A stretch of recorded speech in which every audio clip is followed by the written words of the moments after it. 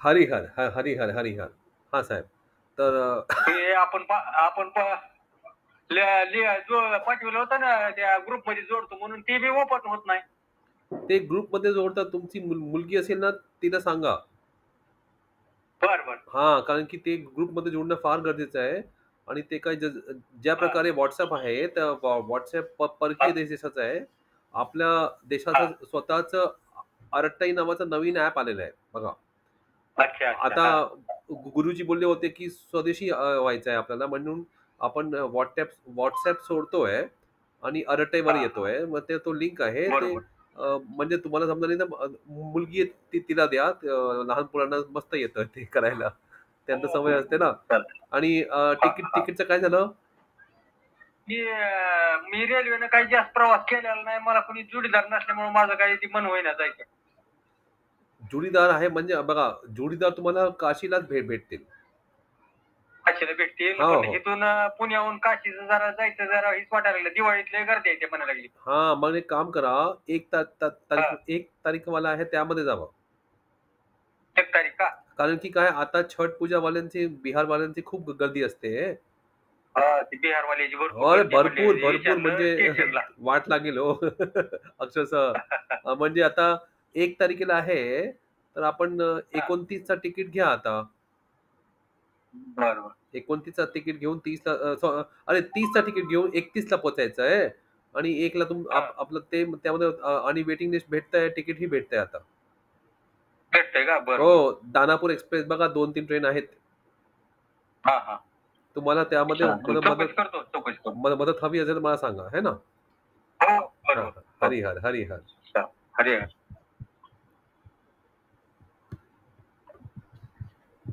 तर हे होते आपले श्री पोपट आरगडे साहेब पुण्याच्या खेड्यात गावातून आहेत आणि आपल्या मराठीत हा व्हिडिओ बनवतोय.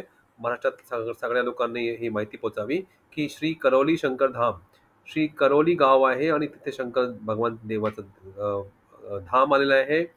हे कानपूरला आहे आणि इथे खूप शक्ती आहे म्हणजे कलियुग मध्ये हा पहिला धाम आहे शक्तिपूर्ण आणि त्यामध्ये एक अगदी प्रामाणिक मोफतमध्ये नमन करून घरी बसून नमन करायचं ती पद्धत आहे. पदयात्रा जी व्यवस्था केलेली आहे, पदयात्रा करून आपल्याला 1.5 लाखाचा हवन मोफतमध्ये भेटतं. मोफतमध्ये आपल्याला ते पदयात्रा करावी लागते. पण 1.5 लाख रुपयाचं जे हवन आहे ते पैसे आपल्याला भरण्याची गरज नसते आणि काशीवरून ही असते यात्रा. आपल्या महाराष्ट्रात बरेचसे लोकं गेलेले आहे. माणगाव इथे कोकणमध्ये माणगावमध्ये आता बाबा आले होते याच वर्षी आणि इथे महाराष्ट्रात पण आपण हे आपलं दरबारचे 5-6 किंवा जास्त ब्रांचेस म्हणा की दरबार म्हणा सुरू करण्यात येत आहे.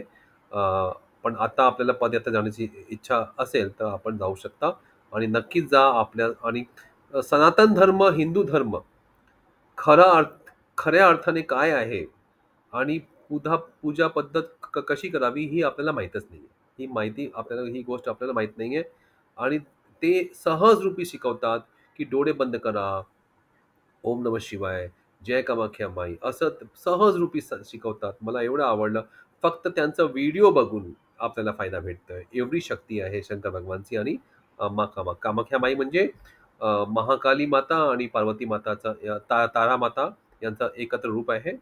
पार्वती माताचा जो रूप त्या जे हा रूप आहे जो आपले कष्ट विघ्नहर्ता जसं आपण म्हणतात आपल्याला गणपतीला तसं विघ्नहर्ता देवी जी आहे ती कामाख्या माता आहे. आणि म्हणून आपले ही नक्की महाराष्ट्रात सगळ्या लोकांना माहिती पोहोचावी. पदयात्रामध्ये पैसे लागत नाही. मोफत आहे म्हणजे आपल्याला काही पैसे भरण्याची गरज नाही. 1.5 लाख रुपयाचं हवन आपल्याला भेटतं.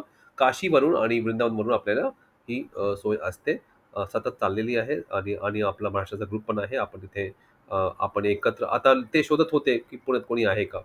म्हणून आपला एक एक प्रकल्प आहे, की आपण महाराष्ट्रात सगळेजण एकत्र जाऊया. अमरावतीवाले आता स्वप्नील भाऊ गेले होते आता. ते तिथे आहेत दरबारला सध्या मला वाटतं आज किंवा उद्या ते निघतील तिथून. असे आपण आपल्यासोबत जे कोणी असतील एकत्र जावं ही विनंती. हरिहर.